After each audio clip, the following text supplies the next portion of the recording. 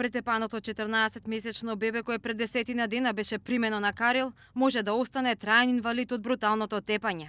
Ова за еден ТВ го потврдуваат доктори од клиника кои се разочарани од катастрофалните повреди на мозокот на детето кои ги дале резултатите од магнетот.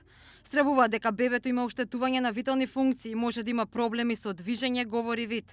Покрај старите и новите повреди и крвавењето на мозокот, повреден е и очниот нерв. Доктор Маријан Камиловски од детската хирургија за еден ТВ вели дека бебето е страшно тепано и малтретирано и дека секој ден откриваат нови повреди.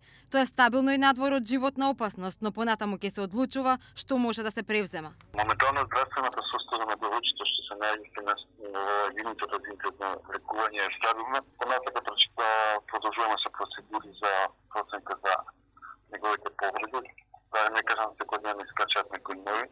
Значи тие се престижно од централно потекло, така да проценката понатака за последиците се уште не може да дава. Нека си изоди од единицата за интензивна нега, па ќе разборуваме потоа. Повреди на главата постари одпорно период, значи тоа е бебе тепано и малтретирано, има крварење, има фрактури на черепот и оштетување треба време, не сам повреди да се санираат, да се ресорбираат, тие крвни проблеми и понатака ќе направиме план за лекување во втора, трета фаза. Тоа се тоа. Можно ли е детето да остане со трајни последици некои? Па можно е, мислам дека веројатно ќе има некои последици, ама не знаеме кои, затоа не можеме напред да кажеме за последици, сигурно ќе има.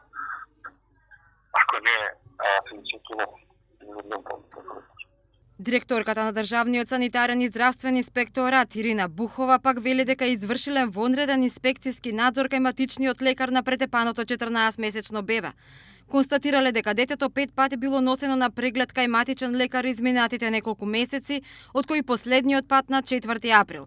Во здравствениот картон не се евидентирани модринки или други повреди на бебето. Кој го претепа бебето и по 9 дена се уште нема одговор. Од МВР само велат дека уште работат на расчистување на случајот. Последно пак од обвинителството изјавија дека насилникот ќе се бара преку ДНК анализи и друг вид анализи на траги. Бебето минатиот викенд со скршеници на черепот и нозете и крвавење во мозокот, дехидрирано и неухрането, беше примено на Карил. Мајката која го однела во болница прво тврдела дека паднало од креветча, па дека истепале роднини на сопругот кој е во затвор, за потоа да каже дека насилникот е мажот со кој таа живеела. Полицијата ја задржа 20-годишната мајка во полициска станица, па потоа ја пушти. Сега е во засолниште за жртви од насилство. Таа и роднините имаат забрана за секаков контакт со бебето.